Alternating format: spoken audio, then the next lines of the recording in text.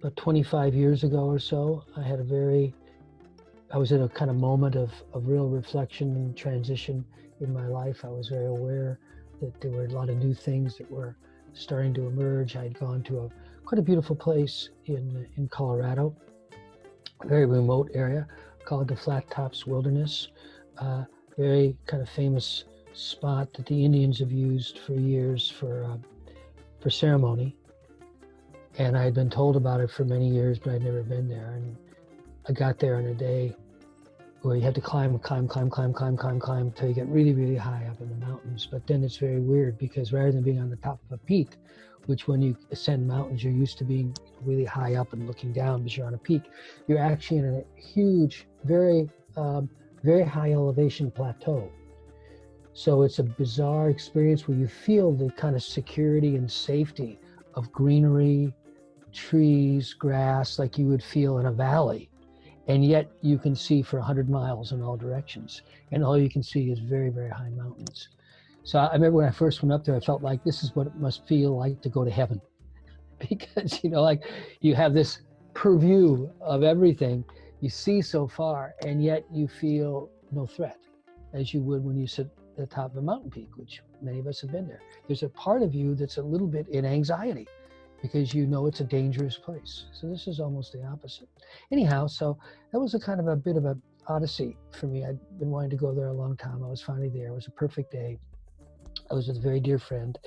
And finally we get up to the top of this and I get out and I'm just standing and walking and sitting and just kind of taking it in. And there was a beautiful blue sky, very deep, like one of these skies that you can feel space, right? You can see it's not a lot of atmosphere, very deep blue sky. And no clouds at all, except a few really, really big clouds kind of floating overhead. And they were so close, you really had the feeling you could reach up and touch those clouds. So it was one of those moments in life. And a very clear question came through. It was, and I can say it's been sort of a guiding question for me, I think my whole life, but had never been explicit before. And in this moment, it became crystal clear. And the question was, how do we reconnect human and nature? Because my general feeling is that all the societies that have thrived for extended periods of time, and there's plenty of examples in human history of societies that have thrived for thousands of years. A lot of the American Indians in that part of the world, in the north central part of the United States and Canada, say they've been there about 15,000 years. The genetic evidence more or less confirms that. The Aborigines have always said they've been there for 40 or 50,000 years. In Australia, the genetic evidence now confirms that. So it's not like we don't know as a species what it takes to live in some degree of harmony and kind of, as Umberto would say, co-inspiration, in the sense of breathing life into each other with other species. We do know how to do this. It's not simple, but it's not completely foreign territory to us. And I think it all starts with this simple question. How do we reconnect? How do we once again realize, not just at an intellectual level, because this is not radical intellectually, but much more at an emotional level. And obviously the emotions are important because they kind of connect more directly to our actions in terms of how we actually live. The physical, emotional levels, not just the mental or intellectual, that we really are nothing more or less than an expression of the ongoing fluorescence or flowering or emergence of life on this particular planet. And we're either going to live out of that awareness or we won't live. The realities of today, to me, is like a big warm-up. Wow, we can really be disrupted. Wow, it can come from the biological world. Wow, a little tiny thing, a little virus can totally throw this super, quote, sophisticated, in our own minds, culture on its heels. It takes so little to bring us to a halt. And that is a beautiful kind of illustration of the rigidity. We're brilliant, we're very technologically sophisticated. We've mistakenly taken that technological sophistication as an indication of our superiority. But we're not very superior at all. We're just simply part of the natural world. And a virus that lives perfectly well in its more natural habitat within animal species suddenly jumps to our species and wow, There's no symbiosis here at all. It just takes off. And it's a small example of what many of us have felt for a long time is the coming disruptions.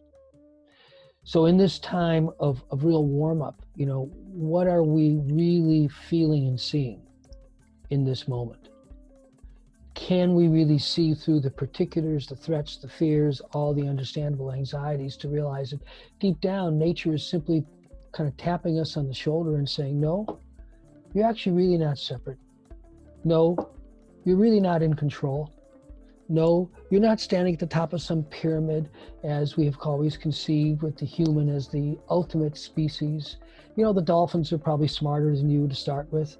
They just evolved in water, not land, whatever. You're one of many. And sure, you have a lot of gifts, but you're not really separate. To me, that's the big question. And to put it in very practical terms, what will it take to continue that awakening? And particularly in the next 5 years, what is the sort of embodiment or embodiments that we can start to bring forth of this different consciousness? Again, not unique to humans, but unique to our contemporary culture. That we really are nothing more or less than one more species that's brought forth on this extraordinary planet, which is so generative of life. And we've been acting in a way that we really are in control, which we're not. So how will we start to manifest that in the next 5 years? What will school look like differently?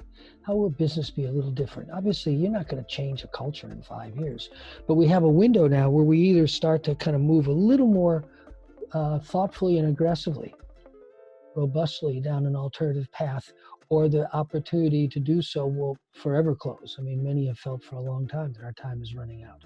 And it probably has been running out for 20 or 30 years. How do we start to bring forth this awareness of connectedness in the next 5 years?